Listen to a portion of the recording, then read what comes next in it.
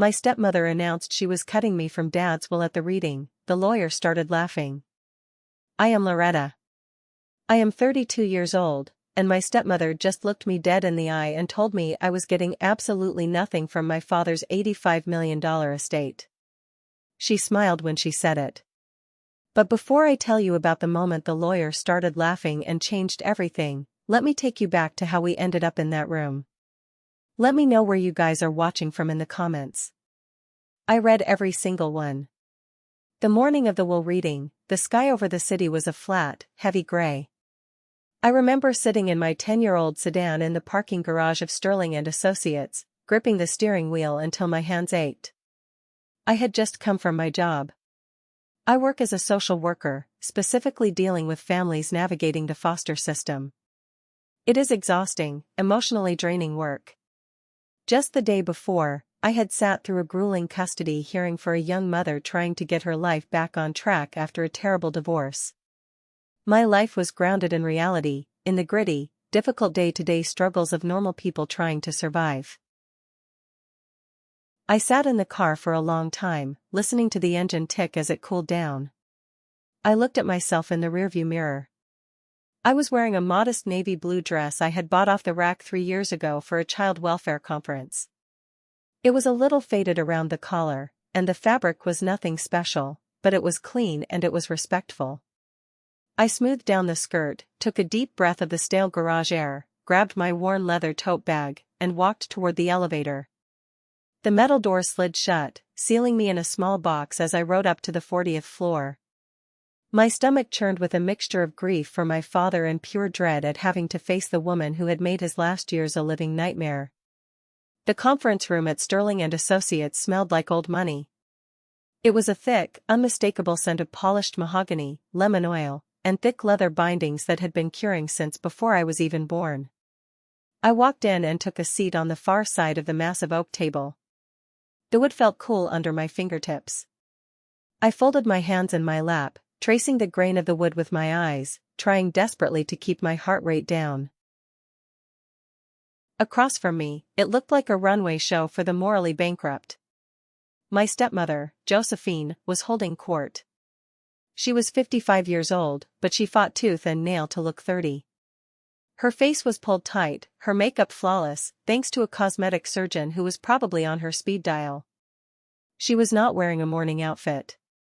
She was wearing a designer black cocktail dress, something you would wear to an exclusive evening gala where you expected to have your picture taken for a magazine spread.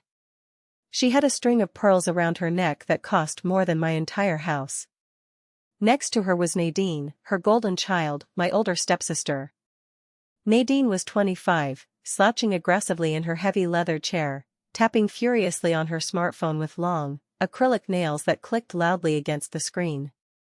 She was actually wearing oversized designer sunglasses indoors. And then there was Flora, 22 years old and already looking utterly bored with the entire concept of grief. Flora was openly flipping through a glossy, thick travel brochure for the Maldives, not even trying to hide it. I am telling you, Mother, Nadine said. Her voice was loud and nasal, cutting right through the heavy, solemn silence of the lawyer's office. The red one. The dealership in Beverly Hills said they would hold it until Friday. But we need to move the funds today. The black interior is nice, but the red paint really pops on the highway. I cannot be seen driving that old white sedan for another week. We will handle it, sweetie, Josephine said, reaching over and patting Nadine's arm. Josephine's nails were manicured into sharp talons, painted a blood red that matched her lipstick perfectly. Let us just get these boring formalities out of the way. Mr. Desmond is always so terribly slow with these legal things. He acts like we have all day to sit around and wait for his dramatic pauses. I am thinking a penthouse in Tribeca, Flora chimed in, not looking up from her luxury brochure. She lazily turned a page. Or maybe Soho. I need space for a massive art studio and a good view. I simply cannot be creative without a skyline view. The current house is just too far from the galleries. I tightened my grip on my own hands under the table until my knuckles turned completely white. They were carving up my father's life and legacy before his body was even fully cold in the ground. It had been exactly 4 days since the funeral. That funeral was an absolute spectacle. Josephine had turned it into a networking event for the city's elite, parading around like a grieving queen, shaking hands and securing dinner invitations while my father lay in a casket. And now, here they were, already spending millions of dollars they did not even have in their hands yet. Josephine looked over at me then. Her eyes were like shards of winter ice. There was no warmth, no shared sorrow over the man we had just buried, just pure, unadulterated venom. She leaned forward slightly, resting her chin on her hand. "I hope you did not have to take unpaid time off work for this, Loretta," Josephine said. Her voice was dripping with a fake, sugary concern that barely covered the vicious sneer underneath. "I know how precious a weekly salary is to people in your position. It must be so hard working those long hours for absolute pennies. Did you ever get that little promotion you were begging your boss for?" I felt a hot flush crawl up my neck. The skin burned, but I forced my facial muscles to remain entirely blank. "I do honest work. I help people put their broken lives back together." It is something Josephine and her daughters would not understand if it hit them in the face with a brick. I stared back at her, refusing to break eye contact. "I am fine, Josephine," I said, keeping my voice steady and low. "I am just here to hear my father's final wishes. I am not worried about my schedule today." "His wishes," she scoffed, letting out a short, sharp sound like a bark. She adjusted her pearls, looking at me like I was a piece of trash that had blown in through the window. "Arthur made his wishes very clear to me. We updated everything 6 years ago. You know, right after our beautiful wedding. He wanted to ensure the estate stayed with the family that actually cared for him. The immediate family." She put a heavy, deliberate emphasis on the word immediate. The implication was crystal clear. I was history. I was the forgotten relic of a past life. I was the daughter of a woman who had died 20 years ago, a ghost haunting Josephine's perfect new kingdom. Nadine smirked, pushing her sunglasses up into her blonde hair. "You know, it is funny you talk about his wishes, Loretta. When he was sick, who was there? Mother was there. I was there. Flora was there. You were probably too busy playing savior at your little clinic, hoping for a pat on the back. You did not even show up for his last birthday dinner." I bit the inside of my cheek so hard I tasted a sharp metallic tang. They knew exactly why I had not been there. They knew because they were the ones who had barred the doors and changed the locks. They had orchestrated my absence, and now they were using it as a weapon against me in front of the lawyer. Sitting in that suffocating room, listening to the rhythmic ticking of the antique grandfather clock in the corner, my mind was violently pulled back into the suffocating memories of the last 6 years. It was like a movie reel playing in my head, showing exactly how my family had arrived at this moment of absolute toxicity. I remembered the exact day Josephine moved her endless boxes into our home. I was 26 then, already living in my own modest apartment across town, but I visited my dad every single Sunday for dinner without fail.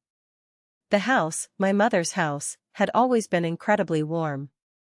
It was filled with soft yellow lighting, comfortable overstuffed floral furniture, and the constant, comforting smell of baking bread and roasted chicken. My mother had loved collecting vintage teacups, and they lined the shelves in the dining room, catching the afternoon sunlight. Within a single month of Josephine's arrival, that home turned into a sterile museum. The warmth was violently replaced by cold marble floors, sharp glass tables, and stiff white furniture you were terrified to even sit on. I came over one Sunday to find a dumpster in the driveway. All of my mother's vintage teacups were sitting in black trash bags. I had to physically dig them out, cutting my hands on broken porcelain, while Josephine stood on the porch sipping a glass of wine. "It is just clutter, Loretta," she had said, waving her hand dismissively. "We are modernizing. Arthur agrees with me." She did not just redecorate the living room. She redecorated my father's entire existence. He used to wear comfortable plaid shirts and worn-in jeans on the weekends. Josephine threw them all away and replaced them with stiff designer polo shirts and slacks that made him look like a stranger. She controlled what he ate, who he talked to, and eventually, how he thought. The vibrant, loud man who used to carry me on his shoulders slowly faded into a quiet, submissive shadow of himself, completely beaten down by her constant, nagging criticism. The first real casualty of Josephine's hostile takeover was Beatrice. Beatrice had been our housekeeper since the day I was brought home from the hospital. She was not staff. She was family. She was the woman who held me and rocked me to sleep when my mother passed away. She was the one who made sure my dad actually ate something when he was too paralyzed by depression to cook for himself. I clearly remember driving up the winding driveway one rainy Sunday evening. The rain was coming down in sheets, blurring my windshield. As my headlights swept across the front of the house, I saw a figure sitting on the wet front steps. It was Beatrice. She was sitting completely still, the rain soaking through her thin coat. She had a small cardboard box of her personal belongings resting in her lap. I slammed the car into park, did not even bother to grab my umbrella, and ran up the steps. "Beatrice, what are you doing out here?" I asked, kneeling down in the puddles. She looked up at me, her face completely washed with tears and rain. "She fired me, Loretta," Beatrice sobbed, her small shoulders shaking with intense grief. "She told me to pack my things and get out immediately." "Why?" I demanded, my blood running cold. "She said I was stealing the antique silver spoons from the dining room." She pulled one out of my personal purse. "Loretta, I swear to you on my life, I have never taken a single thing from this family in 30 years. She planted it there. She wanted me gone because I know how she really treats your father behind closed doors." I was absolutely furious. I stormed inside the house, dripping wet from the rain, leaving a trail of water on Josephine's precious new marble floors. I was ready to go to absolute war. I found my dad sitting in his dark study, staring blankly out the window at the storm. He looked so much smaller, older than his years. The desk lamp cast deep shadows across his face. "Dad, you cannot let her do this," I pleaded, standing in front of his massive desk. "It is Beatrice. She raised me. You know she is not a thief. You know Josephine set her up." My dad did not look at me. He just kept staring out at the rain. "It is just for the best, sweetheart," my dad said, his voice sounding hollow and utterly defeated. "Josephine needs to feel comfortable in her own home. She said she cannot trust Beatrice. She needs to run the household her way." "Dad, please," I begged, my voice cracking. "She is tearing this family apart." "Please, Loretta," he whispered, finally turning to look at me. His eyes were red. "I just do not want to fight anymore. The yelling, it is too much. Just let it go." That became the permanent pattern. My father, a man who had confidently negotiated multi-million-dollar corporate mergers and stared down ruthless competitors, completely crumbled before Josephine's daily emotional terrorism. He chose temporary peace over justice because he was terrified of the constant arguments, and terrified of growing old alone. Then came the systematic isolation. Josephine knew that as long as my father had a support system, she could not fully control him. So, she began cutting the ropes one by one. Slowly, my dad's lifelong friends stopped coming around for their weekly card games. His old fishing buddy, Uncle Bob, called me one afternoon sounding deeply upset. He told me Josephine made him feel incredibly unwelcome. She would hover around the card table, constantly criticizing their shoes for tracking in imaginary dirt, rolling her eyes at their loud laughs, and pouring their drinks down the sink the moment they set them down. She built a fortress around him, and she was the only one holding the keys. Then it was the phone calls. Every time I called the house landline, Josephine answered. The phone would not even ring twice before she picked it up. "He is resting," she would say smoothly, her voice a sickly sweet poison. Or, "He is having a very bad day, Loretta."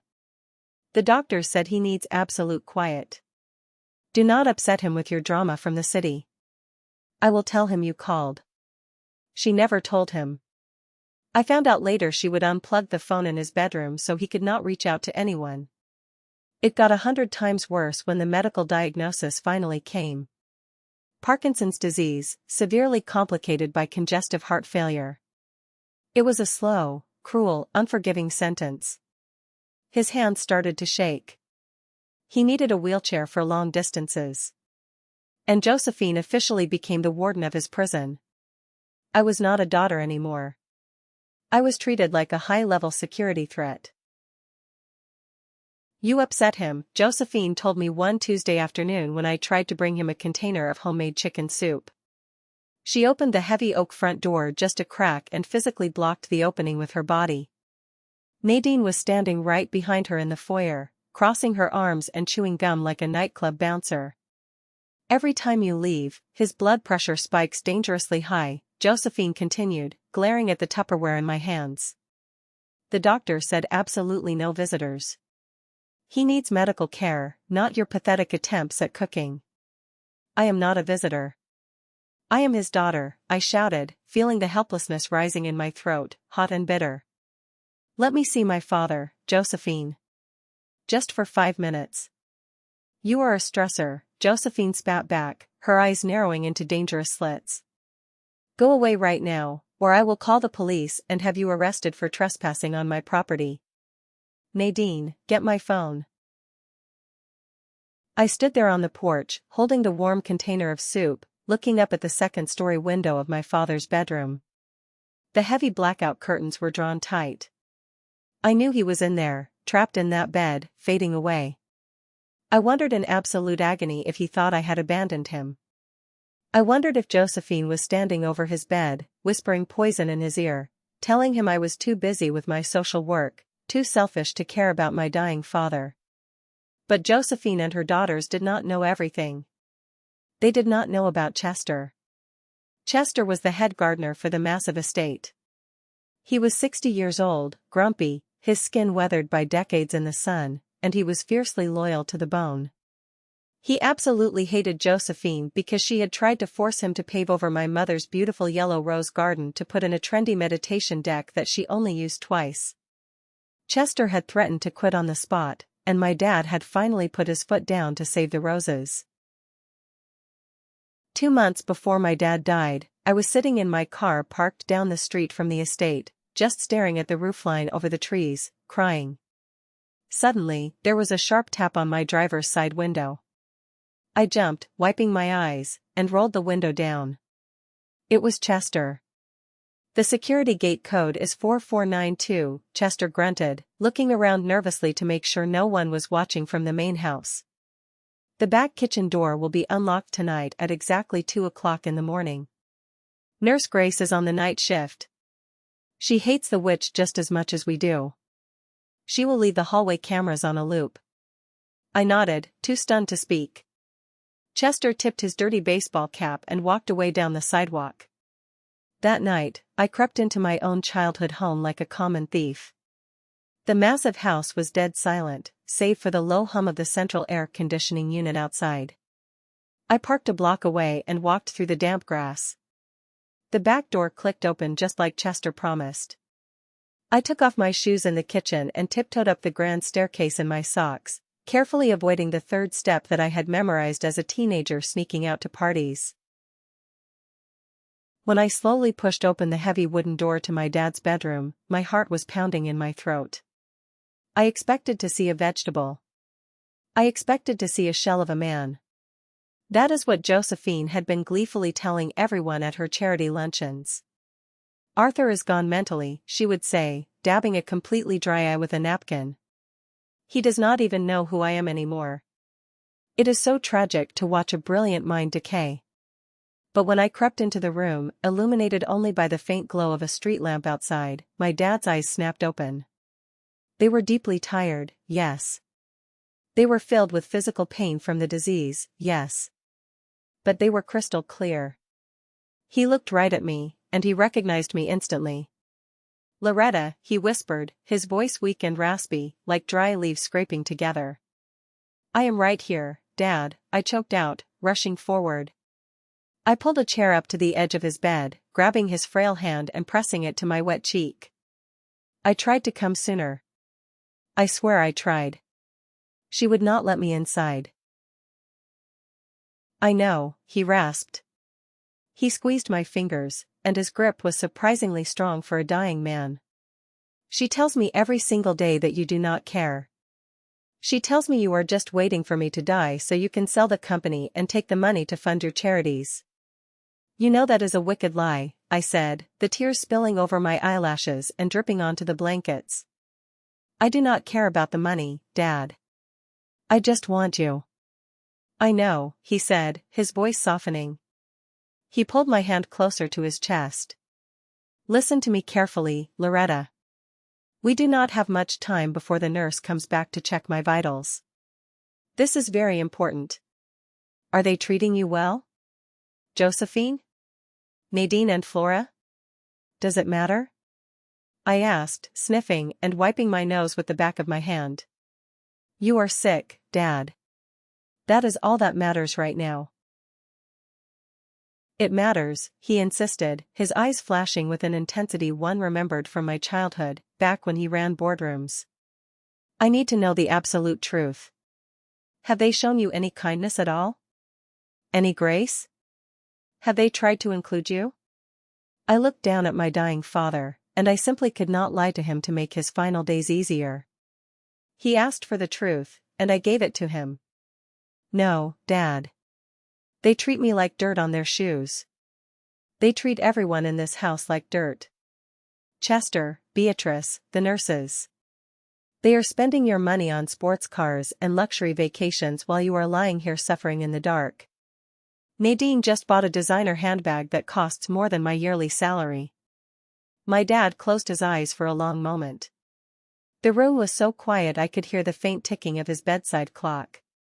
A single tear leaked out from under his closed eyelid and rolled down his pale cheek, getting lost in the collar of his pajamas. But when he opened his eyes again, there was a hard steeliness in them that I had not seen in 6 long years. The old Arthur Sterling was back in the room. The lion was awake. Good, he said softly. It was a strange, chilling thing to say. I stared at him, confused. Good? I needed to be absolutely sure, he continued, his breathing labored but steady. I gave them every single chance, Loretta. 6 full years. I gave them every chance to be decent human beings. To be a real family to you. To care for me out of love, not greed. Dad, we can fight the will, I said urgently, leaning in close so I would not be overheard. I can get a lawyer tomorrow. I know people in the legal system from my social work. We can get a judge to declare you competent and rewrite everything. We can throw her out. No, he hissed, his grip tightening on my hand again so hard it almost hurt. No fighting. Not yet. You promise me right now, Loretta. You look me in the eye and promise me. You let them play their hand. You let them think they have completely won. You swallow your pride and take every insult, every slight, every cruel joke they throw at you. You let them reveal exactly who they are to the world. Can you do that for me? Why? I asked, heartbroken and terrified. Why do I have to let them win? Because the trap only works if the prey thinks it is completely safe, he whispered, a faint, ghost of a smile touching his dry lips. Mr. Desmond knows everything. Talk to Mr. Desmond when I am gone. Until then, absolute silence.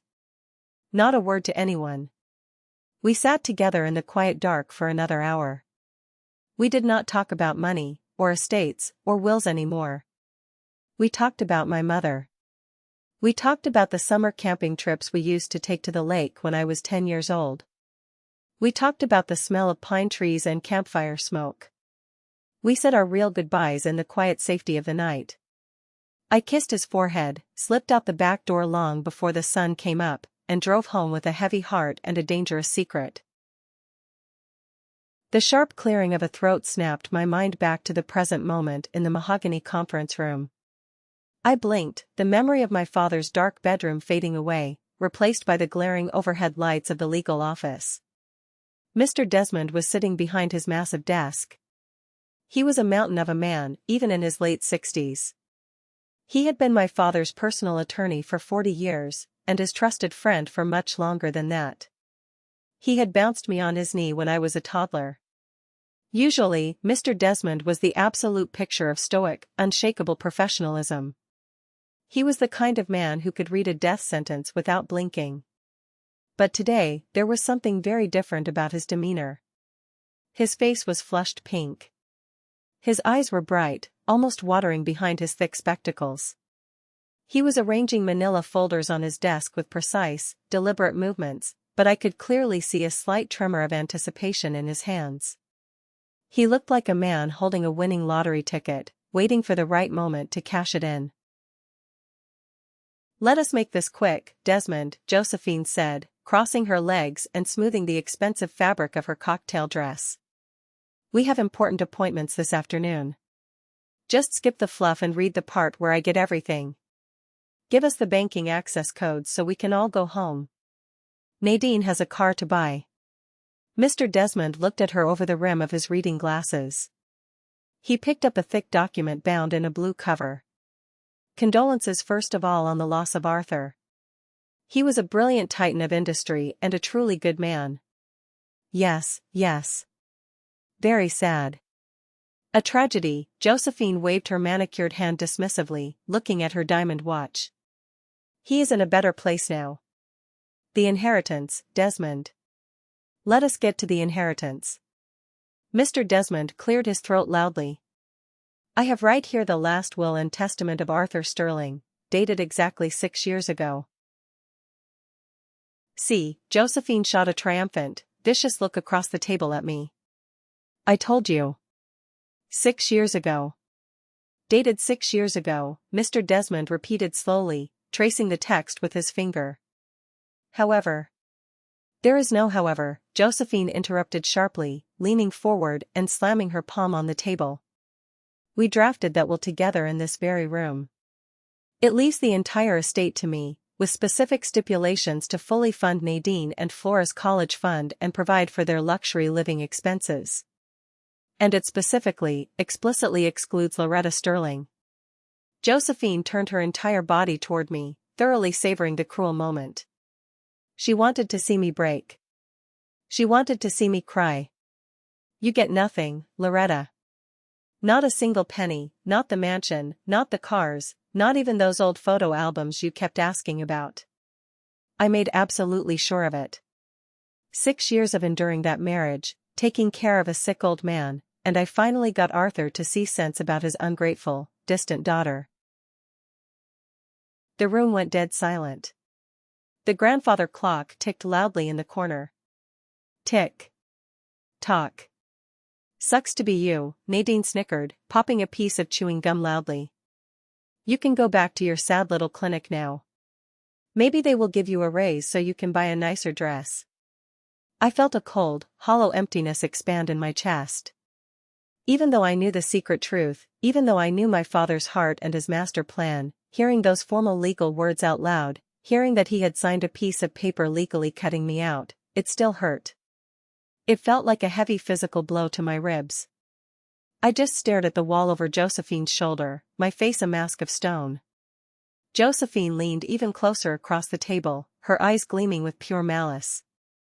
"You are not in the will. You are out. You are nothing to this family." Mr. Desmond looked down at the old paper in his hands. He read the clause excluding me one more time. Then he looked up at Josephine. And then, he did something I had never, ever seen a corporate lawyer do in a professional setting like this. He started to chuckle. It was not a polite, clearing the throat kind of cough. It started low and deep in his chest. A rumble of suppressed, genuine mirth. And then it bubbled up to the surface. He put a large hand over his mouth to try and stop it, his shoulders shaking slightly. But he simply could not contain it. The quiet chuckle turned into a full-blown, roaring laugh. It was a deep, booming laugh that echoed off the expensive mahogany walls and rattled the picture frames on his credenza. He laughed so hard his face turned bright red. He laughed until he had to physically take off his reading glasses and wipe joyful tears from his eyes with his knuckles. He leaned back in his large leather chair, holding his stomach, completely losing all professional decorum. Josephine's face went from smug satisfaction, to utter confusion, and then to a shade of furious, boiling red. She looked around the room, as if expecting someone to pop out and yell surprise. "How dare you?" Josephine screeched, her voice cracking, completely shattering the quiet atmosphere of the office. "My husband is dead. This is a solemn legal occasion. Why on earth are you laughing like a madman?" Mr. Desmond took a huge, deep breath, desperately trying to compose himself, but a rogue giggle still escaped his lips. He looked over at me, gave me a small, almost imperceptible wink, and then turned his sharp gaze back to Josephine. "I sincerely apologize, Mrs. Sterling," Mr. Desmond gasped, pulling a white silk handkerchief from his breast pocket and wiping his eyes. "It was incredibly unprofessional of me. I really do apologize. But you just have such a vivid, wonderful imagination. Excuse me. I need a moment." Josephine stood up violently, pushing her chair back so hard it almost tipped over. Her hand slammed down onto the heavy oak desk, her diamond rings clattering against the wood. "What is wrong with you? Read the rest of the will and give me my money right now. I am the widow." "You really do not know, do you?" Mr. Desmond said. Suddenly, his voice dropped an octave, losing all the humor and becoming deadly, terrifyingly serious. The jovial old man vanished, replaced by a legal shark. "You really think a piece of paper printed 6 years ago is the end of the story?" "It is the only story," Josephine shouted, the veins in her neck bulging against her pearl necklace. "Oh, Josephine," Mr. Desmond said softly, shaking his head with a look of profound, mocking pity. "You played a very, very good game. You fooled a lot of people in this city. But you forgot one crucial thing. Arthur Sterling did not build a business empire from scratch by being blind. And he certainly did not leave his true legacy unprotected from predators." The sterile office faded away for a second, and the memory of my father's fierce, clear eyes in the dark bedroom came rushing back to me. He had been waiting. He had endured her abuse, playing the part of the weak, confused old man, just to set this exact moment up. And now, the wait was finally over. The trap was springing shut. Mr. Desmond settled firmly back into his leather chair. The red flush of amusement was still on his cheeks, but his eyes were sharp as flint now. He placed his large hands flat on the desk, commanding the room with absolute authority. "Mrs. Sterling," Mr. Desmond said, his voice completely calm and measured, slicing through Josephine's panic. "You are entirely correct about one specific thing. There is a last will and testament from 6 years ago. It essentially disinherits Loretta and leaves the bulk of the estate to you." Josephine smirked again, though she looked slightly rattled by his sudden change in tone. She smoothed her skirt and sat back down, trying to regain her regal posture. "Exactly. So why are we wasting my precious time? I have a luxury real estate agent waiting for my call. We are listing the summer house in the Hamptons this afternoon. I want it on the market by tomorrow." However, Mr. Desmond continued smoothly, completely ignoring her interruption. "You seem to be under a massive, fundamental misunderstanding about how Arthur structured his vast assets. Tell me, do you know what a trust is, Mrs. Sterling?" Josephine rolled her eyes, sighing loudly, like a teacher dealing with a slow student. "Of course I do. It is a fancy bank account for rich people to hide money from taxes. Stop patronizing me and give me the access codes." "Not quite," Mr. Desmond said, leaning forward, resting his elbows on the desk. "A will commands where a person's assets go after they experience death. It goes through a long, public probate process. But a trust legally owns the assets while you are still alive. And if a trust officially owns the mansion, the luxury cars, the investment portfolios, and the bank accounts, then the will has absolutely no power over them. The will cannot give away what Arthur did not personally own. What are you babbling about? Nadine interrupted, ripping off her designer sunglasses and glaring at the lawyer. She looked highly annoyed. Dad owned everything. His name was printed right on the checks I used to go shopping. His name was on the checks acting as the trustee, Mr. Desmond corrected her patiently. But here is where it gets very interesting for all of you. Arthur established the Sterling Family Revocable Trust 25 years ago. It was the legal basket that safely held everything he ever built. And he changed it. Josephine snapped, slamming her hand on the armrest again. He changed it when we got married 6 years ago. I watched him sign the papers. He made me the primary beneficiary. He did, Mr. Desmond nodded slowly, conceding the point. For a while. But you see, Josephine, the most important thing about a revocable trust is that, well, it is revocable. It can be changed, amended, or replaced entirely at any moment by the Creator, as long as they are of sound mind. Mr. Desmond opened a brand new, incredibly thick manila folder that had been sitting untouched on the edge of his desk. He pulled out a heavy stack of documents stamped with official blue state seals and thick signatures. This, Mr. Desmond said, tapping the thick stack of paper with his index finger, the sound echoing in the silent room, is the restated Sterling Family Trust. It was executed exactly 15 months ago. It completely and totally replaces any and all previous versions. It was signed, officially notarized, and filed perfectly with the state. Josephine let out a harsh, nervous laugh. Her eyes darted around the room. That is literally impossible. Arthur did not sign anything 15 months ago. I was with him every single day in that house. I strictly monitored his incoming mail. I monitored all of his visitors. No one got in or out without my permission. You monitored his front door, Mr. Desmond said, his voice dropping to a low rumble. You did not monitor his late-night cognitive clarity. And you certainly did not monitor the private, state-licensed notary public who came in via the back garden entrance with the help of the gardener at 2 a.m. I watched Josephine's face closely. I wanted to burn this image into my memory forever. The arrogant color was rapidly starting to drain out of it, leaving her expensive foundation looking like a cracked mask of yellow clay over pale, terrified skin. She looked like she was going to be sick. He was incredibly sick. She shouted, pointing a shaking finger at the lawyer, her voice bordering on hysterical. He was not in his right mind. If he signed anything, it was under severe duress, or he was deeply confused by the medication. I will sue. I will have my lawyers throw it out in a heartbeat. You cannot prove he knew what he was doing.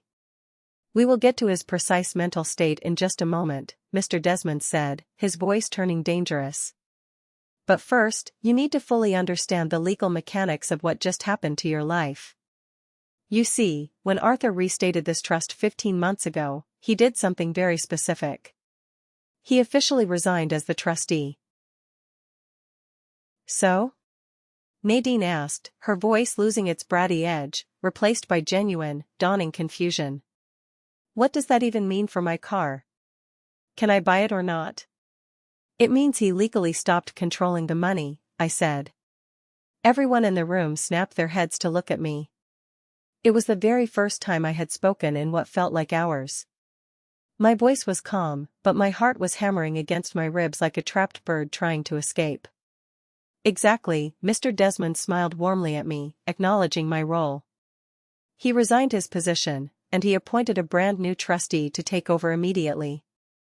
And that new trustee immediately exercised their legal power to transfer ownership of all the assets into a new irrevocable structure. Who? Josephine whispered. Both of her hands were shaking violently now. She clutched her pearl necklace like it was a life preserver. Who is the new trustee? Mr. Desmond pointed a thick, steady finger directly at me. Loretta, Mr. Desmond said, the name dropping like a bomb in the center of the room. Would you like to know what happened next?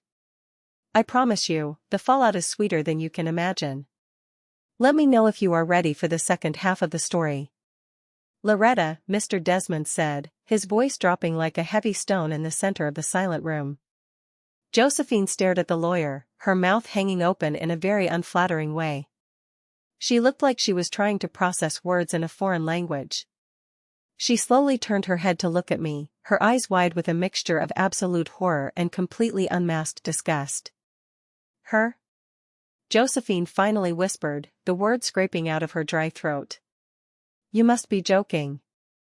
She is a social worker. She barely makes a living salary working for the city. She does not know the first thing about corporate finance, or real estate, or managing a massive portfolio. She is nothing. Loretta has been the sole, acting trustee of the Sterling Family Trust for the last 15 months, Mr. Desmond declared, his voice cutting through her panic like a sharp blade.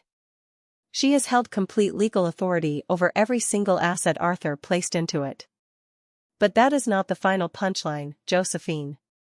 Mr. Desmond leaned back, steepling his fingers together. The punchline is the beneficiary designation. Mr. Desmond picked up a single, crisp sheet of paper from his thick file and slid it slowly across the smooth oak table toward Josephine. The trust is an irrevocable trust now, Mr. Desmond explained, his tone shifting into pure, undeniable legal fact. It was specifically designed to completely avoid the public probate process. It was designed to be totally ironclad. And upon the exact moment of Arthur resigning as the trustee, which again, was 15 months ago, the trust document dictated that all assets were to be legally titled to the sole beneficiary immediately. Who is the beneficiary? Flora asked, her voice trembling slightly. She had finally put down her glossy travel brochure for the Maldives. The reality of the situation was starting to penetrate her thick bubble of privilege. Loretta, Mr. Desmond said calmly. The silence that followed that single word was incredibly heavy. It was suffocating. You could hear the faint hum of the air conditioner unit. You could hear the distant, muffled sound of traffic 40 floors down on the busy city streets. I do not understand, Josephine stammered, picking up the piece of paper with shaking hands. Her blood-red fingernails tapped against the document. What exactly are you saying to me? I am saying, Mr. Desmond leaned forward, resting his heavy arms on the desk, that Arthur did not leave Loretta money in his will. Arthur gave Loretta absolutely everything he owned before he died. The massive mansion you were sleeping in last night? It belongs entirely to Loretta. The brand new sports car Nadine drove here this morning? It belongs to Loretta. The investment accounts and the checking accounts you have been running your platinum credit cards against? They are funded by Loretta. That is a complete lie. Nadine stood up violently, pushing her chair back. Her face was flushed dark red. I checked the primary banking balance just yesterday afternoon on my phone. There is $3 million sitting in the main checking account alone. Yes, Mr. Desmond said, nodding slowly. Because Loretta deliberately allowed it to stay there. She let you spend it. Why? Josephine whispered, dropping the paper. She looked across the table at me with pure, unadulterated horror. She looked at me like I was a ghost that had just crawled out of a grave. Why would you do that? Why would you let us keep using the money if it was yours? I finally stood up from my chair. My legs felt a little shaky, but I forced myself to stand tall. I walked slowly over to the large floor-to-ceiling window and looked out at the sprawling city my father had helped build. I took a deep breath, filling my lungs with the cool, conditioned air. Then I turned back to face the three women who had made my father's final years a living hell. Because Dad wanted to see if you would actually change, I said, my voice ringing clear and strong in the room. He wanted to give you one last year. He told me, Loretta, if they treat me with basic human kindness, if they treat you with simple respect, we can share the wealth. If Josephine takes care of me because she actually loves me, and not because she just wants a massive payout, then we will take care of her for the rest of her life. I walked slowly back toward the table, looming over them. So, I waited. I kept my promise to a dying man. I watched you. I looked directly at Nadine. I watched you, Nadine, charge a $50,000 diamond necklace to the corporate account while Dad was literally fighting for his life in the intensive care unit. I saw the bank statement. You bought jewelry while he was on a ventilator. I can explain that, Nadine stuttered, her bravado completely collapsing. She reached up and nervously touched her bare neck, hiding her hands behind her back. It was an investment piece. I turned my gaze to Flora. Flora shrank back into her thick leather chair. And I watched you, Flora, skip visiting him on his final birthday. He sat in his wheelchair staring at the front door for 3 hours waiting for you. But you did not show up because you had expensive VIP tickets to a music festival in the desert. You chose a party over a dying man who paid for your entire life. It was a planned trip, Flora whined, tears welling up in her eyes. You do not understand my schedule. And you, Josephine, I said, my voice dropping to a dangerous, icy whisper. I stared right into her terrified eyes. I watched you treat my dying father like an absolute burden. I watched you isolate him, drug him with loneliness, and complain to your friends that he was an inconvenience that would not die fast enough for your liking. We were legally married. Josephine shrieked, suddenly finding her voice again. She slammed her hands on the table. I have spousal rights. I have rights in a divorce, and I have rights in widowhood. You cannot just cut me out like this. This is extreme financial abuse. Financial abuse? Mr. Desmond laughed again, though this time it was a dark, angry, rattling sound. Let us talk about real abuse, shall we? The atmosphere in the room had dramatically shifted from shock to a primal, desperate panic. The golden child, Nadine, looked like she was actually going to vomit right there on the expensive carpet. Flora was frantically texting someone on her phone, probably her friends, realizing her golden ticket to the high life was burning up into ashes. Let us look very closely at the numbers, Mr. Desmond said, opening a thick black ledger on his desk. Since the exact date of the legal transfer 15 months ago, the trust, which I remind you again is Loretta's personal property, has paid out $2.4 million in luxury expenses related directly to the three of you. We have a certain lifestyle to maintain. Josephine argued, though her voice was noticeably thinner, shaking with desperation. Arthur always wanted us to live well. He promised me a certain standard of living. Did he deeply want you to spend $50,000 on a spiritual healing retreat in Sedona while he was suffering in a hospital bed? Mr. Desmond asked, raising a thick eyebrow. Did he want Nadine to draw a consultant salary of $10,000 a month from his construction company for a job she never once showed up to do?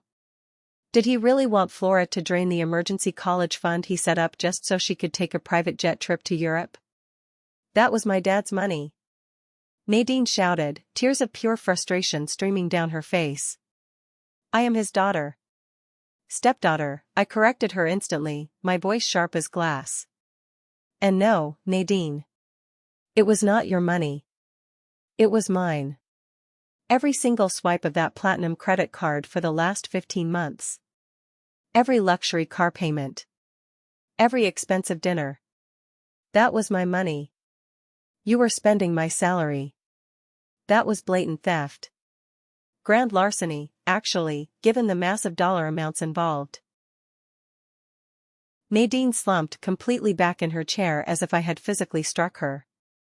The terrifying legal words hung heavily in the air. This is completely ridiculous, Josephine spat, trying desperately to regain some tiny shred of control over the room. You cannot prove any of this ridiculous ownership. The property deeds are in Arthur's name. I checked them myself years ago. Actually, Mr. Desmond calmly pulled out a thick stack of photocopies from his file. The property deeds were legally transferred to the new trust structure late last year. You just never bothered to check the county recorder's public office. You were far too busy shopping for designer clothes to look at legal documents. But I have a medical power of attorney. Josephine grasped blindly at straws, her chest heaving. I was in charge of his care. Power of attorney legally ends at the exact moment of death, Mr. Desmond said simply, folding his hands. And it only applies to assets the person actually owns. Arthur died owning almost nothing personally. He was essentially a pauper on paper. Everything of value was already safely locked inside the trust. The brutal realization hit Josephine like a physical slap across the face. She had spent 6 long years waiting for a massive payday.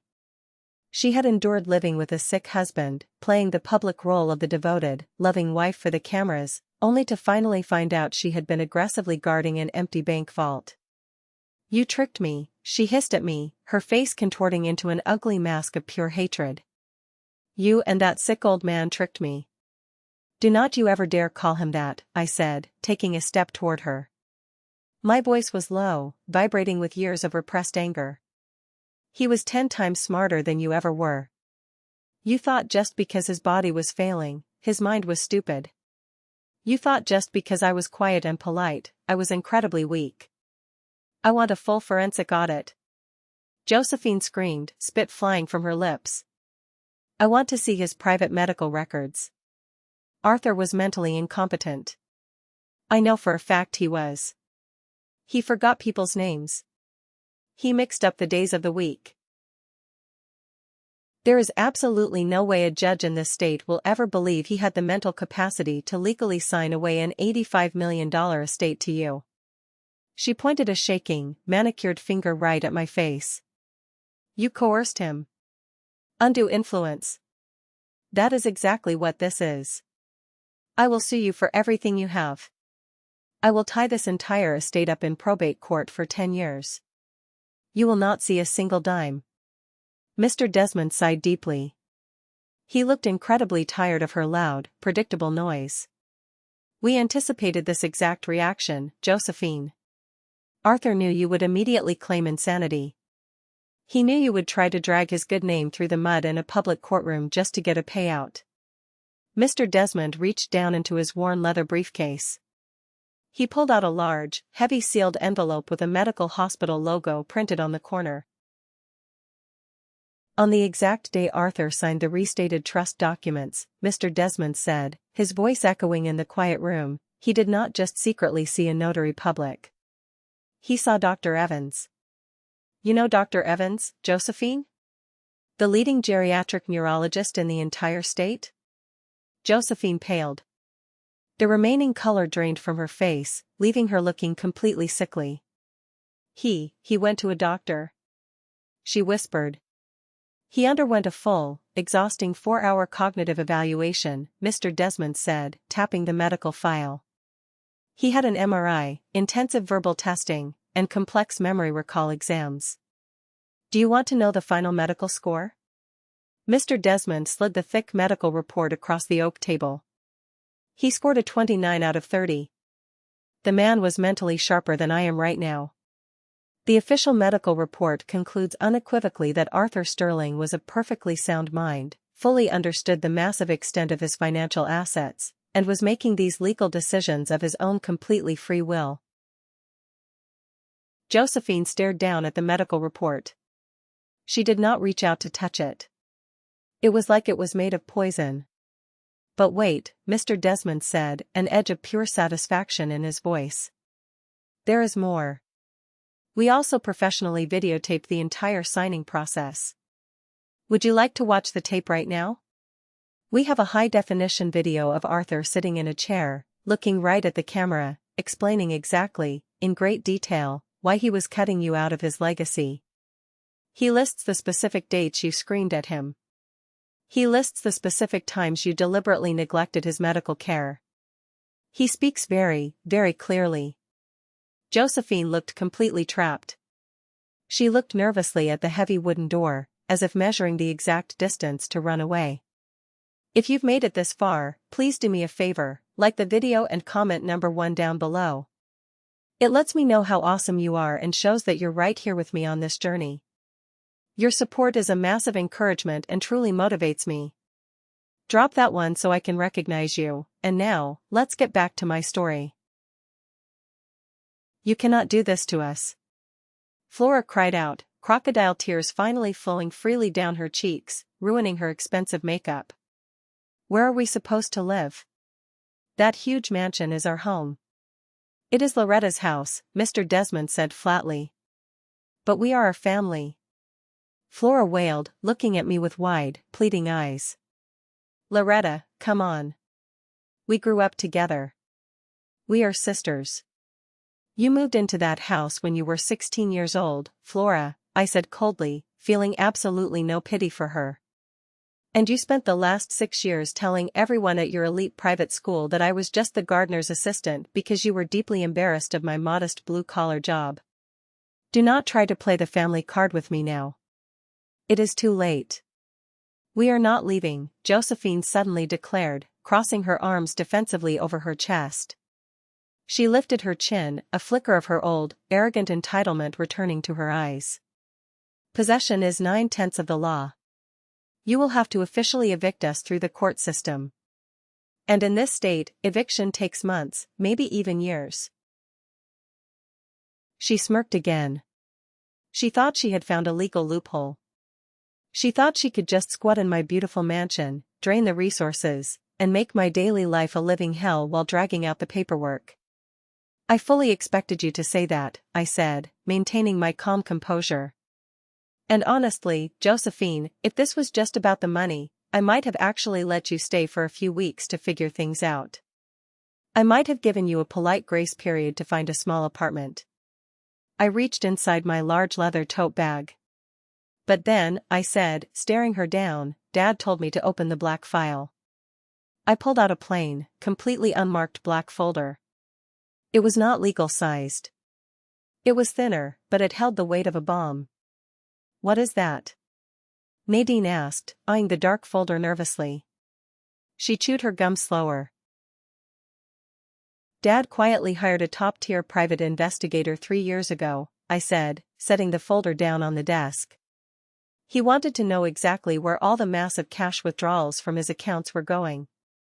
He wanted to know why his loving wife constantly disappeared for luxury spa weekends that strangely never appeared on any of the joint credit card statements. Josephine stopped breathing. I could literally see her chest freeze.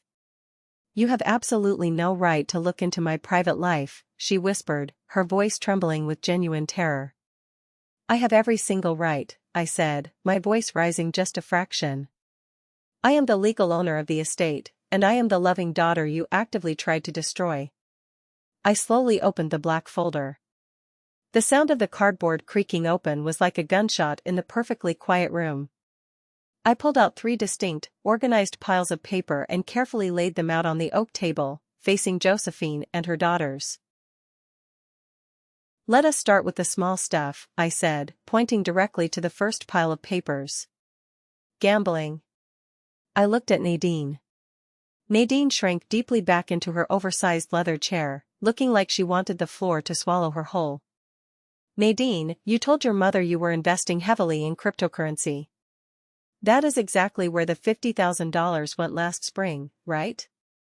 But according to these detailed financial records from the Bellagio and Caesar's Palace, you actually have a very serious blackjack problem. You are currently in massive debt to a dangerous loan shark in Las Vegas for another $40,000. Dad secretly paid off your very first debt to keep your kneecaps intact, but he kept all the receipts. Mom, Nadine yelped, a high-pitched sound of panic. I can explain. It was a bad run of luck. Josephine did not even look at her daughter. She was staring fixedly at the second pile of papers, her eyes completely glazed over. Now, let us discuss the affair, I said, my voice turning to ice. Or should I say, the affairs? I slid a thick stack of glossy photographs across the table. They were not extremely graphic, but they were incredibly damning. There was a clear picture of Josephine holding hands romantically with her young yoga instructor at a luxury resort in Cabo. There was another clear picture of Josephine passionately kissing a wealthy real estate developer in a dark restaurant booth downtown. Dad knew everything, I said softly, the heartbreak for my father creeping into my voice. He knew for 2 whole years. He sat alone in that cold house in his wheelchair, waiting for you to come home, smelling another man's expensive cologne on your clothes. And he never said a single word. Do you have any idea how much agonizing strength that takes? He did not care about me. Josephine screeched, her voice cracking violently. He was old. He was terribly sick. I have needs as a woman. I gave him the best years of my life. You gave him absolutely nothing. I roared, finally letting my anger break free. I slammed my flat hand onto the heavy oak table. The sudden, explosive noise made Flora physically jump out of her seat. You gave him suffocating loneliness. You gave him cruel betrayal. I took a deep, shaking breath, forcing my heart rate to slow down. My hands were vibrating with adrenaline. But I needed to deliver the final, crushing blow.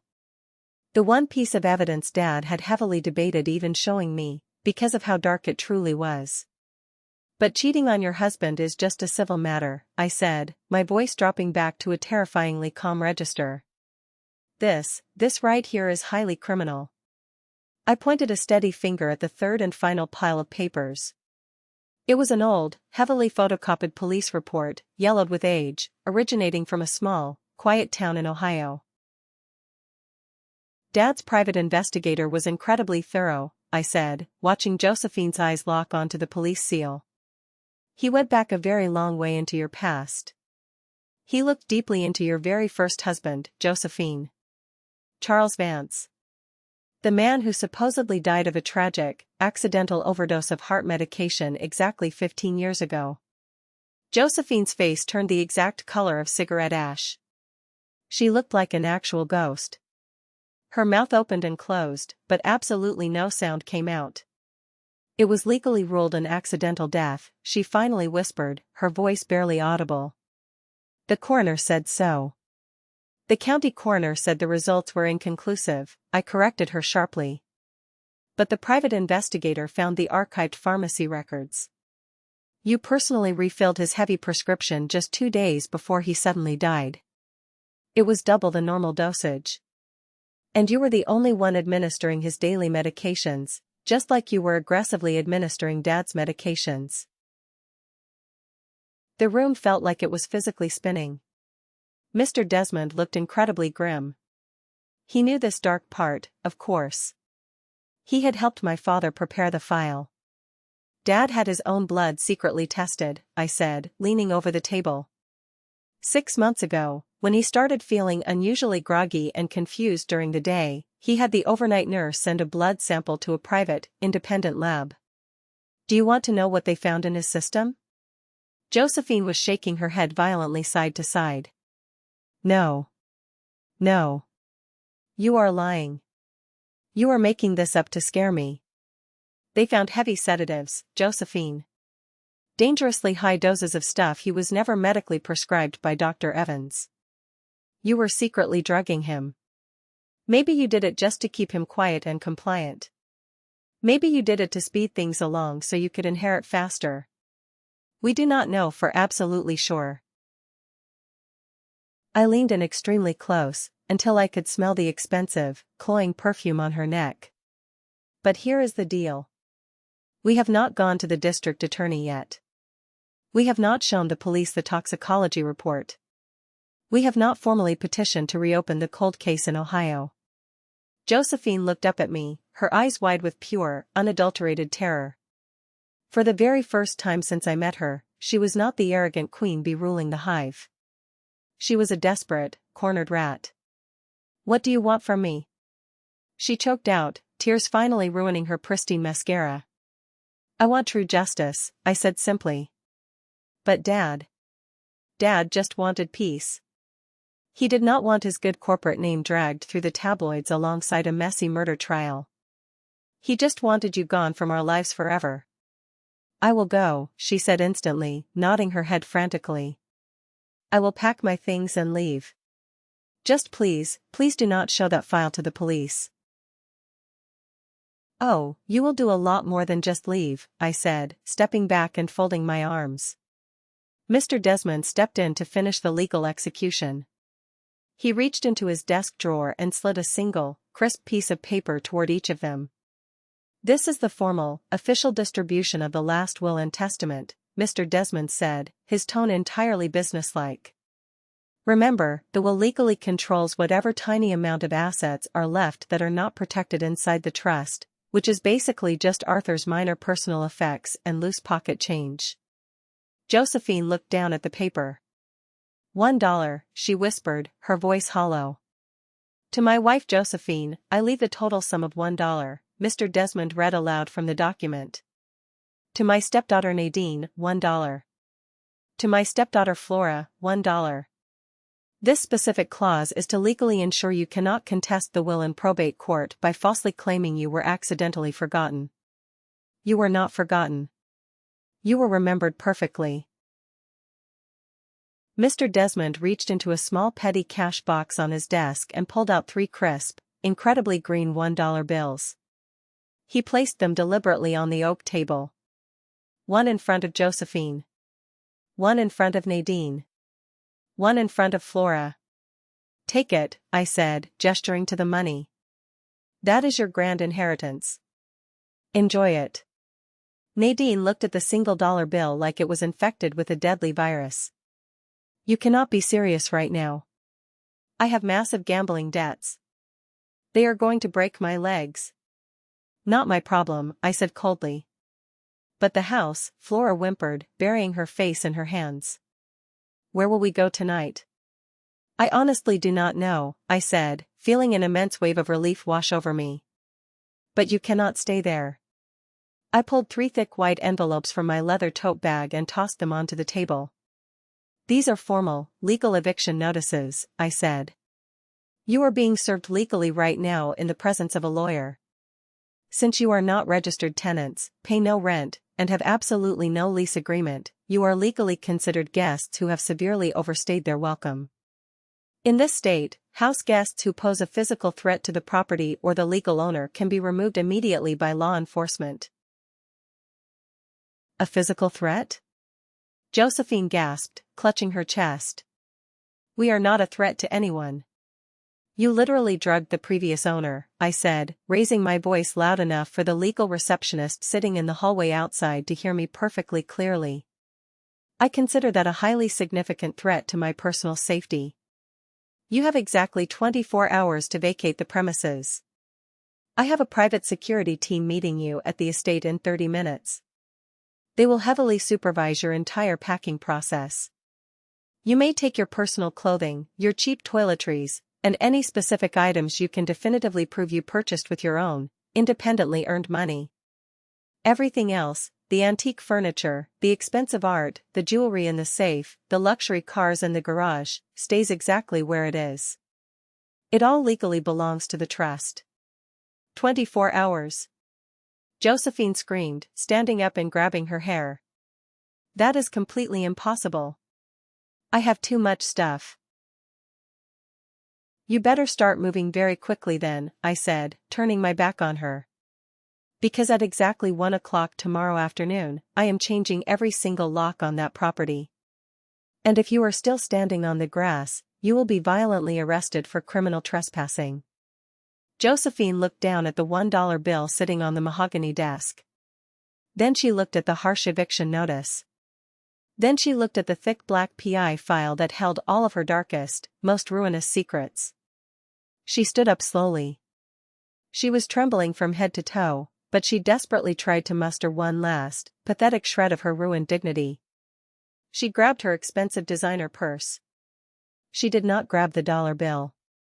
"You are an absolute monster," she spat at me, her face twisted in rage. "Arthur would be deeply ashamed of the woman you have become." "Arthur is the one who brilliantly wrote the plan, Josephine," I said, staring her down without blinking. "I am just the executioner." The heavy wooden door clicked shut behind them, and the profound silence that rushed back into the conference room was incredibly heavy, but it was a wonderfully good kind of heavy. It was the exact feeling of a massive, dark storm finally breaking and letting the sun shine through. Mr. Desmond let out a long, shuddering breath of relief and slumped deeply back into his leather chair. He took off his glasses and rubbed his face. He looked 10 years younger than he had just an hour ago. "Well," he said, reaching out and picking up the 3 $1 bills they had left behind on the table. "That went exactly as Arthur predicted it would. He knew her perfectly." "Did she take the bait?" I asked, walking over to the chair and sitting down. My hands were finally stopping their violent shaking. The adrenaline crash was starting to hit me hard. "She did not fight the private investigator's report for a second," Mr. Desmond nodded, tapping the black folder. "That means every word of it is completely true. If she was truly innocent of drugging him, she would have screamed for the police to come arrest you right then and there." Her terrified silence was a full confession. "Do we send it to the district attorney?" I asked, staring at the file. This was the one part one had deeply struggled with over the last few days. I absolutely hated her guts, but sending her to state prison meant dragging my dad's respected name through a highly public, very messy murder investigation. "We hold it," Mr. Desmond said firmly, locking the file back into his briefcase. "It is our permanent insurance policy. If she ever tries to sue you for a dime, if she ever tries to sell a fake sob story to the press, if she ever comes within 10 feet of you again, we drop the bomb. It is a massive sword hanging directly over her head for the rest of her miserable life. She will never sleep soundly again." I nodded slowly. It was a very fitting, deeply satisfying punishment. Josephine, a woman who obsessively needed total control more than she needed oxygen, would spend the rest of her life constantly looking over her shoulder, knowing we held the absolute power to legally destroy her with a single phone call. Here, Mr. Desmond handed me another thick document. The final piece of the puzzle. It was a formal restraining order. "It is temporary for now, but with the solid medical evidence we have of the secret drugging, a judge signed it immediately this morning. If they are not fully out of that house in 24 hours, Mr. Desmond said, the police will physically drag them out onto the street. You do not have to lift a single finger." I stood up and firmly shook Mr. Desmond's hand. "Thank you, Desmond. For absolutely everything. For protecting him when I was locked out." "He was my dearest friend, Loretta," Mr. Desmond said, his eyes getting misty again. "He loved you more than anything in this world. He made a terrible mistake marrying her out of loneliness. And he tried to fix it the best way he knew how." I left the law office, walked down to the parking garage, and drove my old sedan straight to the estate. I parked down the street, hiding under the shade of a large oak tree, just watching the house. I saw a moving truck arrive. It was not a professional, high-end moving company. It was a frantic, beat-up van you rent by the hour. I saw Nadine hauling heavy cardboard boxes of her designer sneakers out to the driveway, looking absolutely furious, her face streaked with ruined makeup. I saw Flora sitting and crying on the perfectly manicured front lawn, helplessly holding a trash bag full of expensive clothes. And I saw Josephine. She was storming around the driveway, screaming at the hourly movers, shouting violently at her 2 daughters. But every single time she looked nervously toward the street, toward where my car was quietly parked in the shadows, she stopped dead in her tracks. She looked deeply afraid. I did not go in. I did not need to rub it in her face or gloat. Dad was right. The true victory was not in shouting at them. It was in the absolute silence of them finally disappearing from our lives. The very next day, at exactly 1 minute past 1 o'clock in the afternoon, I walked up the long, winding driveway. The cheap rental van was completely gone. The massive house was entirely quiet. I keyed the code into the front door pad. It beeped, and the heavy door swung open. The grand hallway was completely empty. They had stripped all of their personal items, leaving bare spaces on the walls, but the bones of the house remained intact. The white marble floor was still cold, but the air inside immediately felt incredibly lighter. It felt like I could finally breathe again. I walked slowly into the massive kitchen. On the center island counter, there was a single set of house keys and a piece of paper with a note scrawled in Josephine's sharp, aggressive handwriting. "I hope you rot in this big, empty house," the note read. I smiled, crumpled the bitter note into a tight ball, and threw it directly into the trash can. My cell phone buzzed in my pocket. It was Gideon, my fiancé. I had deliberately not told Josephine or her daughters anything about him. I did not want those toxic people to know a single thing about my real, happy life outside of that house. "Is it finally done?" Gideon asked, his voice warm and comforting. "It is officially done," I said, leaning against the counter. "They are gone." "Are you okay?" he asked gently. "I think so," I said, wiping a happy tear from my eye. "It feels very weird, but really good." "I am coming over right now," Gideon said excitedly. "And I am bringing 2 large pizzas and 5 gallons of paint. We are painting over that awful, sterile white living room immediately." I laughed out loud. It was the very first time I had genuinely laughed in weeks. "Please do. I want it painted a warm yellow, exactly like it used to be when my mom was here." Later that exact afternoon, a loud, beat-up pickup truck pulled into the long driveway. It was Chester, the grumpy gardener. He got out of the truck holding a rusty shovel and a small, beautiful potted plant. "I heard the Wicked Witch is finally dead," Chester grunted, spitting a wad of chewing tobacco onto the gravel driveway. "Ding dong," I said, smiling widely. Chester actually cracked a very rare, genuine smile. "Your dad, he gave me a sealed envelope a few months back. He said I was absolutely not to open it until the house was completely clean of her. I opened it this morning." Chester reached into his dirty overalls and handed me a worn letter. It was written in my dad's familiar, slightly shaky handwriting. "Chester, if you are reading this, Loretta is back in charge of the estate. I left you a little something hidden in the trust accounts. It is enough to comfortably retire, or enough to completely replant that massive yellow rose garden you love so much. Please take good care of my girl for me." "He left me $50,000, Chester said, his gruff voice suddenly choking up with emotion.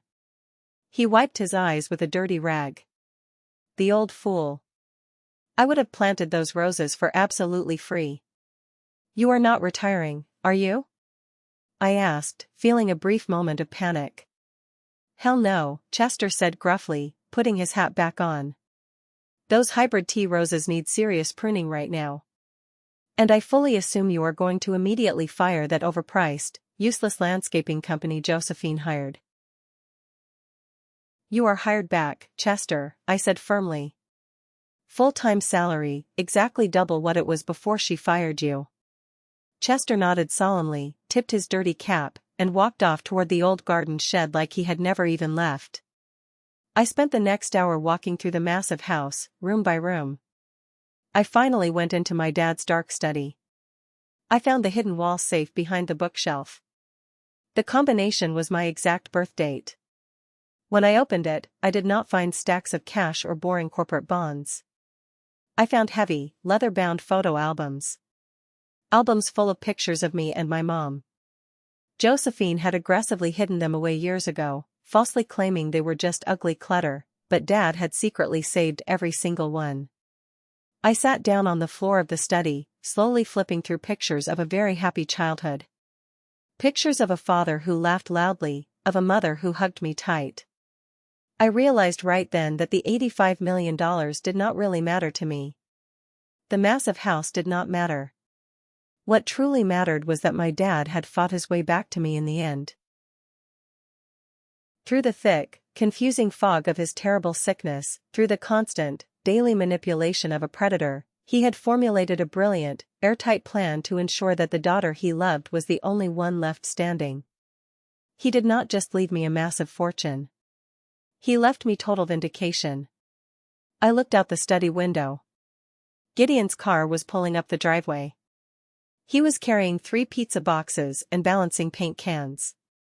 Chester was already out in the yard, aggressively digging in the dirt, preparing the soil for new life.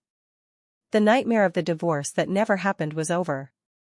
The extreme toxicity of fighting over a dying man was finished. I was not the victim anymore. I was not the ungrateful, forgotten daughter. I was Loretta Sterling. And I was finally home.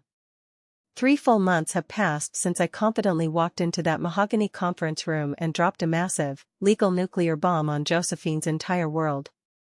3 months since the loud eviction, the screaming, and the wonderful silence that followed. If you could walk into the Sterling estate today, you would not even recognize it. And I do not mean just structurally. The physical walls are the same, the roof is the same, but the true soul of the house has been transplanted back into the body. The very first thing to go was the horrible white furniture. Gideon and I donated every single uncomfortable piece of Josephine's museum collection to a local women's shelter. It felt incredibly poetic. Her overpriced, completely uncomfortable couches were finally providing actual comfort to people who truly needed it, something she never, ever would have allowed. Gideon and I spent the first 2 weekends aggressively stripping the ugly wallpaper in the massive dining room.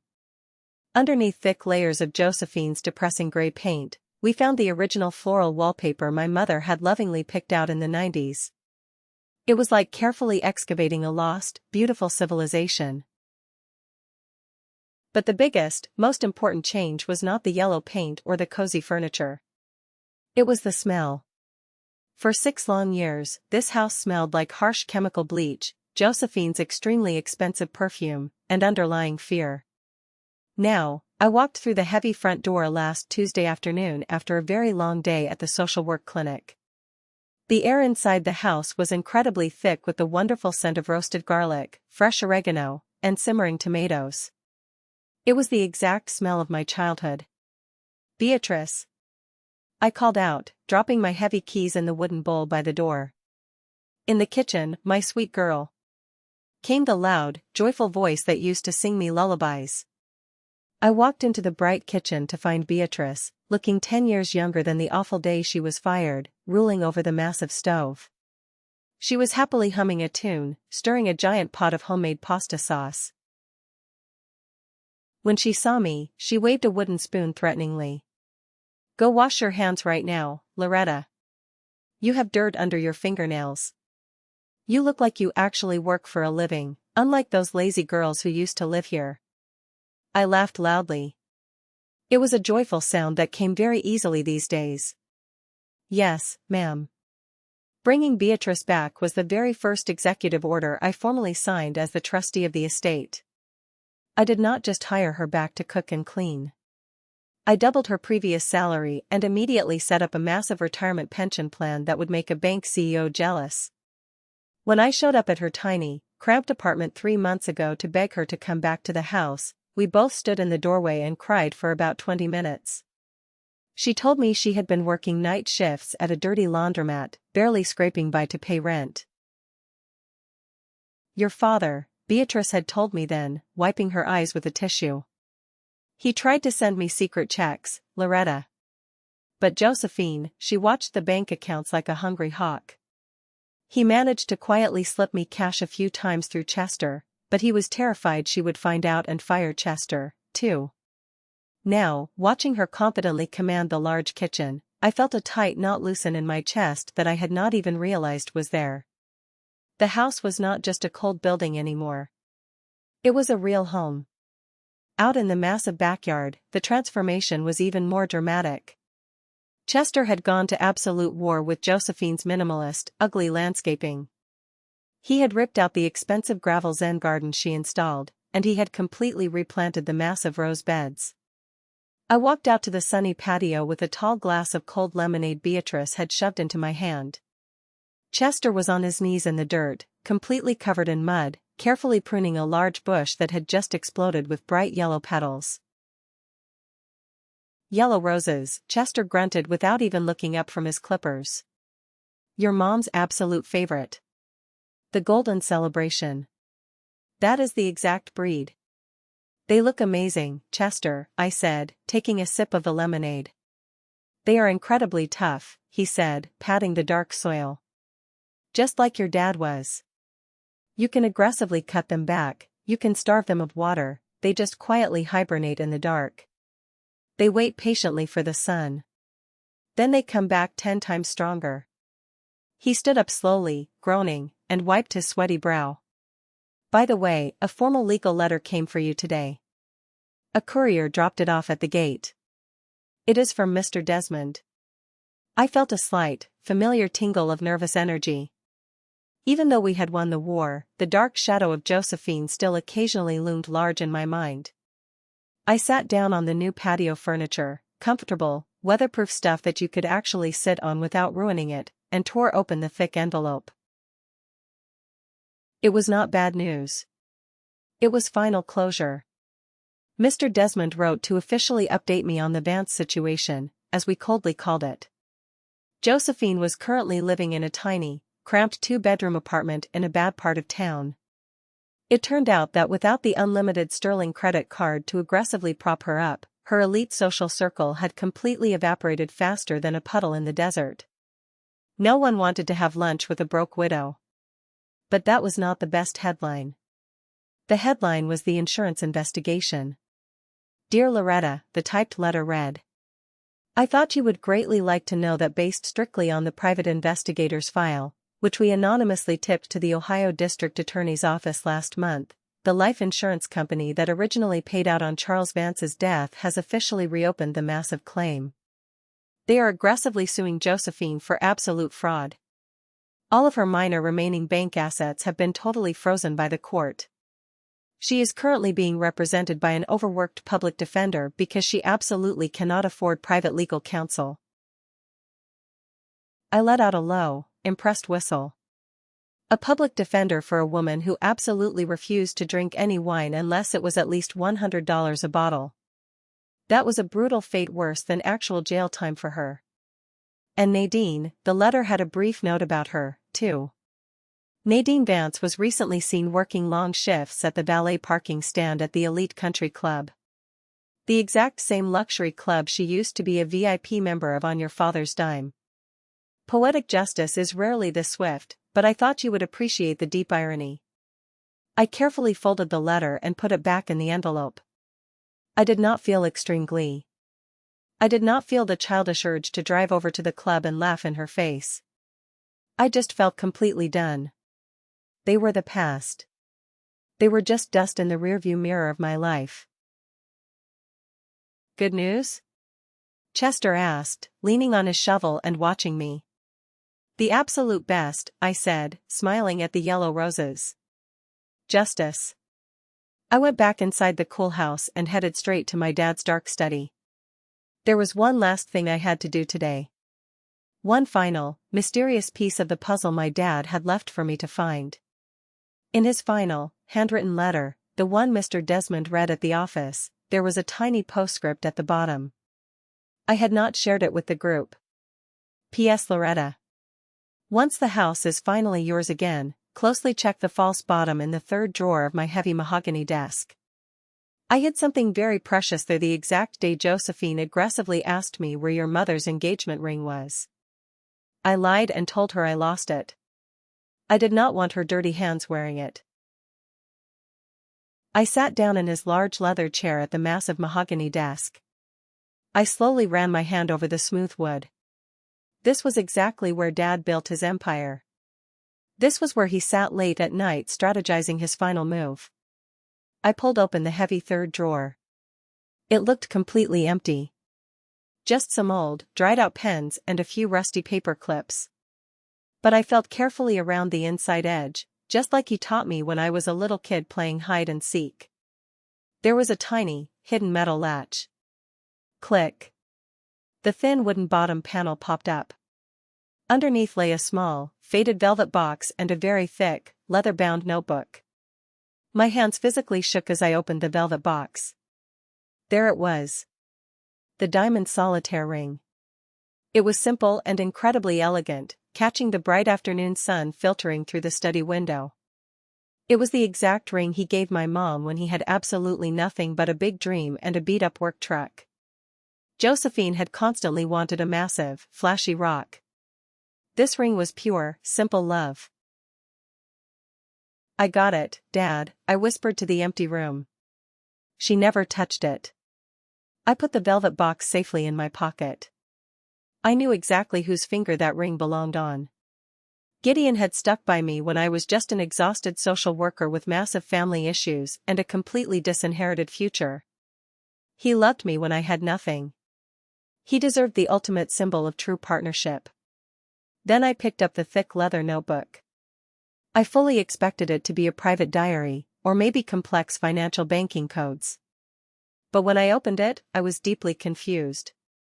It was a detailed financial ledger. There were pages and pages of handwritten columns consisting of names, specific dates, and large dollar amounts. Entry August. Recipient, Isabella Martinez. Amount, $15,000. Purpose, college tuition. Sophomore year. Isabella Martinez. My mind raced. That was Beatrice's smart teenage granddaughter. I quickly flipped the page. Entry January. Recipient, Lucas Miller. That is Chester's youngest son. Amount, $12,000. Purpose, small business loan forgiveness. I flipped the pages faster and faster. There were dozens and dozens of names. The quiet maid who worked for us for 2 years.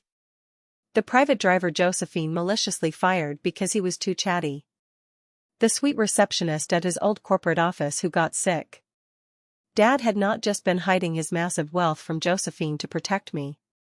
He had been quietly running a massive, secret charity operation right out of his desk drawer for 6 long years. While Josephine was selfishly buying luxury designer purses and planning expensive vacations, Dad was secretly paying for college funds, covering massive medical bills, and providing startup business loans for the people who actually cared about him.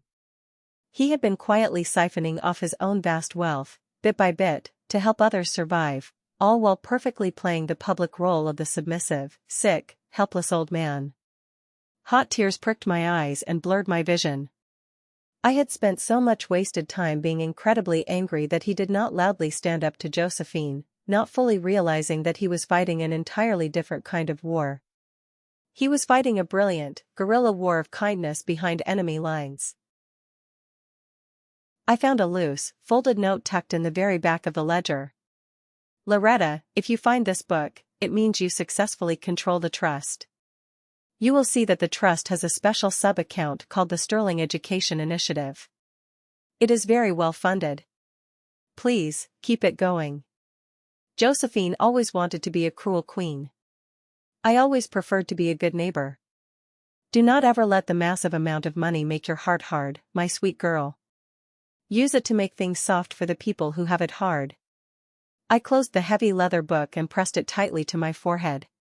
I promise, Dad, I choked out, crying freely now. I will never stop.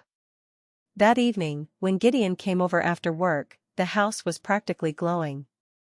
Beatrice had lit dozens of warm candles in the dining room.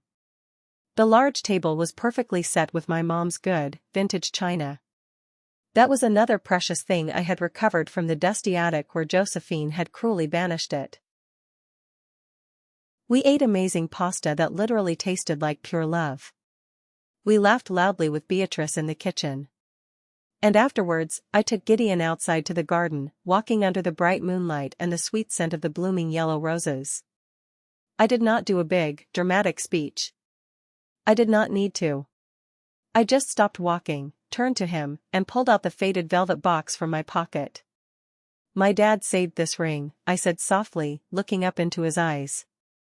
He said he saved it specifically for someone who truly knew the extreme value of loyalty. Will you marry me, Gideon? He did not ask about the exact size of the diamond. He did not ask about the ironclad prenuptial agreement, which Mr. Desmond absolutely insisted on drafting, but we both knew was just a piece of paper. He just pulled me into a massive hug, kissed me, and said yes. As we stood there happily holding each other in the exact garden my father paid to legally protect, in the house he brilliantly plotted to save, I fully realized the painful transition was completely over. The suffocating darkness of the last 6 years was entirely gone. It was a brand new day. The wind at Woodlawn Cemetery is always very different than anywhere else in the loud city. It is much quieter, constantly carrying the fresh scent of pine needles and damp earth. I parked the car. It was my car, a completely reliable, safe SUV, not the flashy red sports car Nadine had deeply coveted. I walked around to open the passenger door for Gideon. I was 6 months pregnant now. I was glowing in that specific way that makes you truly believe in miracles, moving with a careful, measured grace. "Did you get the flowers?" Gideon asked, adjusting his warm winter coat against the chill. "Got them right here," I said, carefully lifting the massive, beautiful bouquet of bright yellow roses from the back seat. "Chester personally cut them this morning at dawn. He aggressively threatened to haunt me forever if I let them wilt before we got here." We walked slowly, hand in hand, down the long, winding paved path. It had been exactly 1 full year since the dramatic reading of the will. 1 year since the lawyer laughed and shattered a fake empire. When we finally reached Dad's grave, the afternoon sun was just starting to dip below the distant tree line, casting long, peaceful golden shadows across the green grass. The headstone was simple, elegant granite. Arthur Sterling. Father, husband, builder. And underneath his name, a quote I had specifically chosen. "Quiet strength moves mountains." I knelt down slowly, protecting my stomach, and placed the bright roses gently against the cold stone. I spent a quiet moment cleaning off a few fallen brown leaves, a small ritual of care that felt incredibly important to me. "Hey, Dad," I said softly, touching the engraved letters. "I brought the family to see you." Gideon rested his warm hand gently on my large bump. "Little Arthur is kicking again," he smiled. "I think he knows Grandpa is closely listening." We were officially naming him Arthur. It was the absolute only choice that made any sense to us. I stood up slowly and put my arm tightly around Gideon, looking down at the peaceful grave.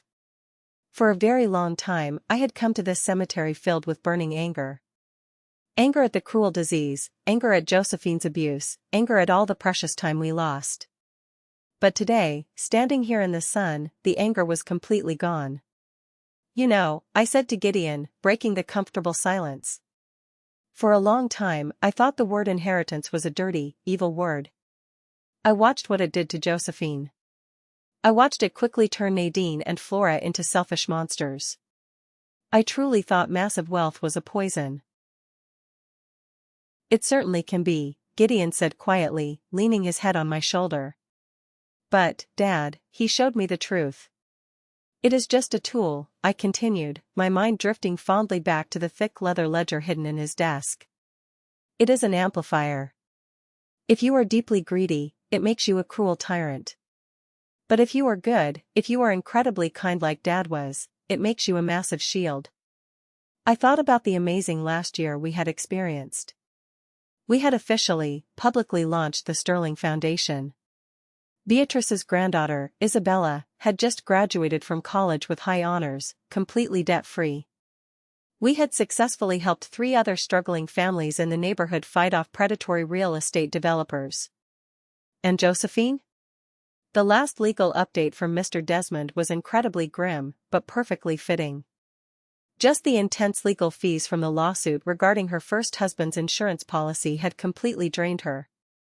She had been forced to settle out of court just to avoid actual prison time, legally admitting to gross negligence. She was currently working long, exhausting shifts as a hostess at a cheap diner 3 towns over.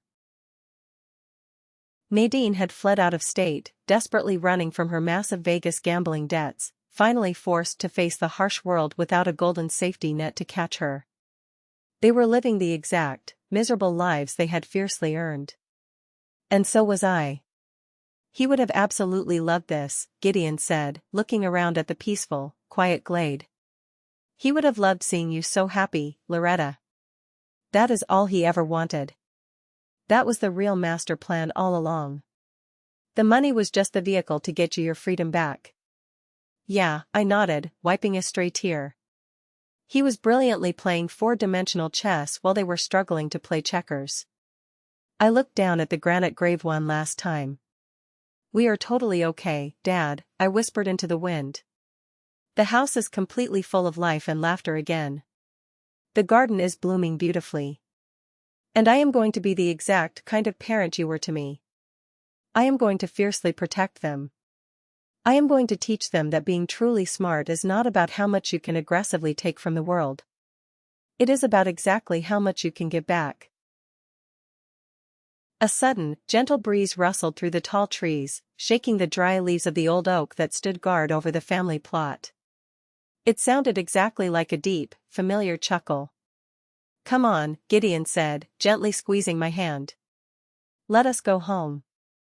Beatrice is making her famous lasagna tonight, and she explicitly said if we are late, she is giving my entire portion to Chester." I smiled widely. "We absolutely cannot have that." We turned and walked slowly back to the car, leaving the bright yellow roses shining against the gray stone. As I drove out of the tall iron cemetery gates, I looked briefly in the rearview mirror.